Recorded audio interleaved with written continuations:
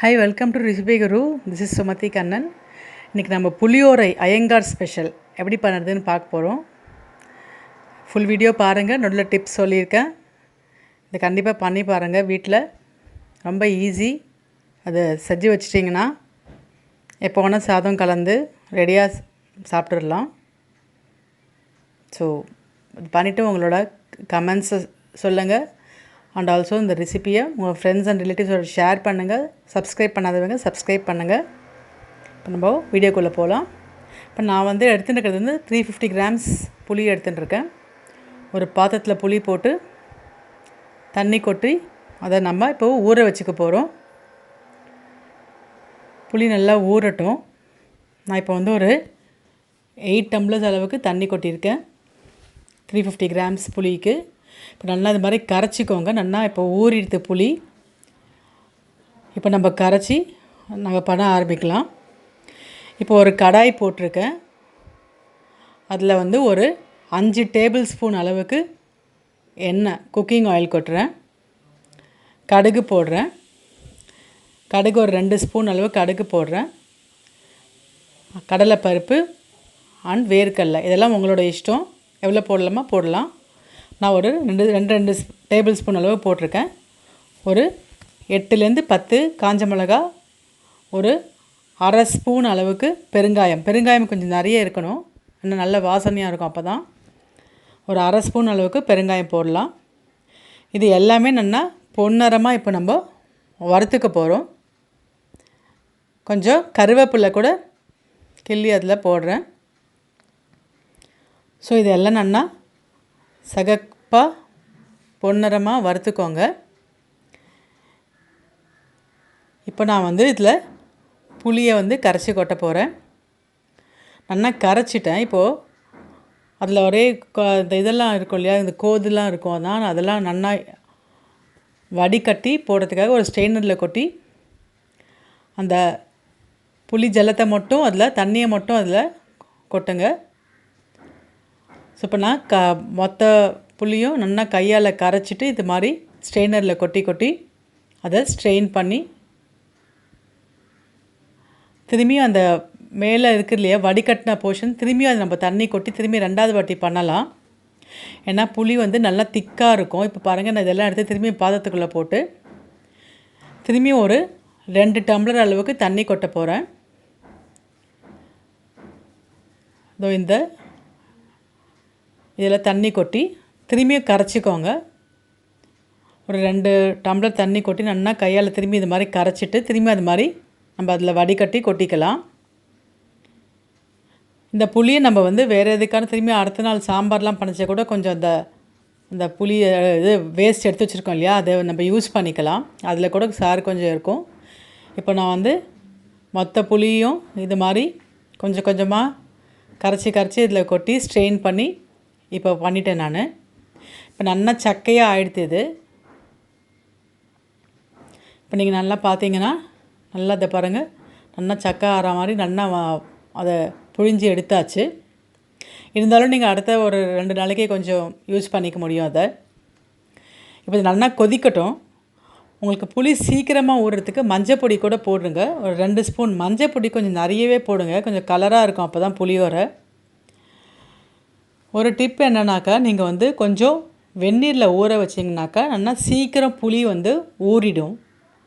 ஒன்று இல்லைன்னா மைக்ரோவேவ் இருக்கிறவங்க மைக்ரோவேவில் வச்சு ஒரு 2 நிமிஷம் மைக்ரோவேவில் வச்சுட்டு அப்புறமா கரைச்சிங்கன்னா சீக்கிரம் கரைச்சிடலாம். வெறும் பச்சை தண்ணியில் நம்ம ஊற வச்சாக்க கொஞ்சம் நேரம் ஆகும், ஒரு அரை மணி நேரம் ஊறணும் இப்போ இவ்வளோ புளிக்கு. இப்போ பாருங்கள், நல்லா கொதித்து இது கெட்டியாக ஆகணும். இப்போ பாருங்கள் நல்லா எவ்வளோ நல்லா ஆயின்ட்டுருக்கு பாருங்கள். இது மாதிரி நல்லா கொதித்து கெட்டியாக ஆகட்டும். மூடி வைக்கிறேன்னா இல்லை மேலெல்லாம் தெளிக்கும், இந்த பக்கத்தில் ஸ்டவ்லெல்லாம் தெளிக்கும், நம்ம பார்க்க கலர் வச்சா கையிலெல்லாம் தெளிக்கும். அதனால் மூடி வச்சுருங்க. நீங்கள் உங்கள் மேலே படாமல் இருக்கிறதுக்காக மூடி வேணால் வச்சுருங்க. இப்போது புளியோரை ரெடி ஆயாச்சு, புளிக்காய்ச்சல் ரெடி ஆயாச்சு. இப்போ நெக்ஸ்ட்டு நம்ம புளியோரை பண்ண போகிறோம். இப்போ ஒரு கடாய் போட்டுக்கிறேன். அதில் கொஞ்சோண்டு சும்மா ஒரு டேபிள் ஸ்பூன் அளவுக்கு எண்ணெய் கொட்டி கொஞ்சோண்டு கடலைப்பருப்பு, தனியா ரெண்டும் அரை அரை கப் எடுத்துட்டுருக்கேன். ஒரு மிளகா வந்து காரத்துக்கு ஏற்ற மாதிரி நான் நீட்டு மிளகா போட்டுருக்கேன், கொஞ்சம் காரம் கம்மி தான் அது. வெந்தயம் அதே மாதிரி வெந்தயம் ஒரு அரை ஸ்பூன் வெந்தயம் போதும். ஒரு 10 மிளகா எடுத்துட்டுருக்கேன். அதே மாதிரி பெருங்காயம் கொஞ்சம் நல்லா போட்டுக்கோங்க. போட்டு இது நல்லா பொன்னரமாக வறுத்து எடுத்துக்கோங்க. இதை பவுடராக பண்ண போகிறோம் நம்ம. இதை வந்து சில பேர் என்ன பண்ணுவாங்க, இந்த பொடியை அரைச்சி தனியாக வச்சுப்பாங்க, புளிக்காய்ச்சல் தனியாக வச்சுப்பாங்க.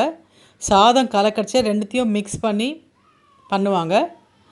நான் இப்போ வந்து இதையும் அரைச்சி அந்த புளியோரையிலே கரைக்க இப்போ நான் பாருங்கள், நான் வறுத்து வச்சுட்டேன். இப்போ அதுக்கு இந்த பொடிக்கேற்ற சால்ட்டு கல் உப்பு போடுறேன். ஒரே 1 ஸ்பூன் கல் உப்பு. சால்ட்டாக இருந்தால் அரை ஸ்பூன் போதும். இது மாதிரி பவுடராக அரைச்சின்ட்டேன் நல்லா.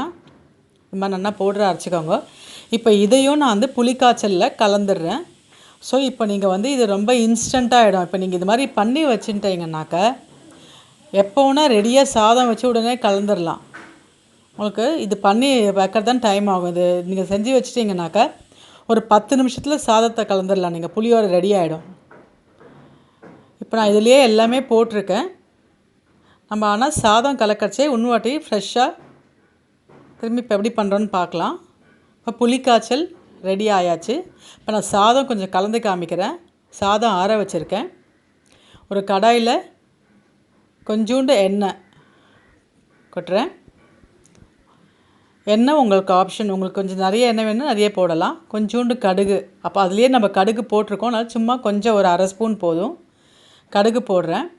அதே மாதிரி வேர்க்கடலை புளியோரைனா வேர்க்கடலை இருந்தால் கொஞ்சம் நல்லாயிருக்கும். அதில் போட்டிருக்கோம், பட் இருந்தாலும் இதில் கொஞ்சம் கிறிஸ்பாக இருக்கிறதுக்காக கொஞ்சம் வேர்க்கடலை ஆட் பண்ணுறேன். ஒரு 2 டேபிள் ஸ்பூன் அளவுக்கு வேர்க்கடலை எடுத்துட்டுருக்கேன். இப்போ நல்லா வறுத்துக்கோங்க. அதே மாதிரி வாசனைக்கு ஒரு 2 சிகப்பு மிளகா கிள்ளி போடுறேன். அண்ட் ஆல்சோ கருவேப்பிலையை கொஞ்சம் போட்டிருக்கேன். இப்போ நம்ம இது எல்லாத்தையும் அந்த ஆற வச்ச சாதத்தில் அதை அப்படியே நான் கொட்டிடுறேன். இப்போ நம்ம இதை புளிக்காய்ச்சலை மிக்ஸ் பண்ண போகிறோம். ஸோ இப்போ நான் ஆல்ரெடி யூஸ் பண்ண அந்த புளிக்காய்ச்சலை காய்ச்சின வானலையே யூஸ் பண்ணிக்கிறேன். ஸோ அதில் வந்து இப்போ நான் வந்து அந்த சாதத்தையும் இந்த வேர்க்கடலை வறுத்ததையும் போட்டுட்டு கொஞ்சம் மஞ்சள் பொடியும் போடுறேன். இந்த சூட்டு எண்ணெய் மேலேயே போட்டுருங்க. இப்போ நம்ம இந்த புளிக்காய்ச்சலையும் போட்டுட்டு எல்லாம் மிக்ஸ் பண்ண வேண்டியது தான். உங்களுக்கு புளியோரை ரெடி ஆகிடும். கண்டிப்பாக பண்ணி பாருங்கள், ரொம்ப நல்லாயிருக்கும். அண்ட் இது நீங்கள் புளிக்காய்ச்சல் பண்ணி வச்சுட்டிங்கனாக்கா 1 மாதம் ஆனால் கூட கெட்டு போகாது. ஃப்ரிட்ஜில் கூட வச்சு வைக்கலாம். நீங்கள் நிறைய எண்ணெய் கொத்திங்கன்னா வெளியே வைக்கலாம். இப்போ சூப்பரான புளியோரை ரெடி. கண்டிப்பாக இந்த வீடியோ பிடிச்சிருக்கோன்னு நினைக்கிறேன். டிஸ்கிரிப்ஷன் பாக்ஸில் டீட்டெயில்ஸ் இருக்குது. சப்ஸ்கிரைப் பண்ணாதவங்க சப்ஸ்கிரைப் பண்ணுங்கள். பக்கத்தில் பெல் பட்டன் போட்டு ப்ரெஸ் பண்ணுங்கள்.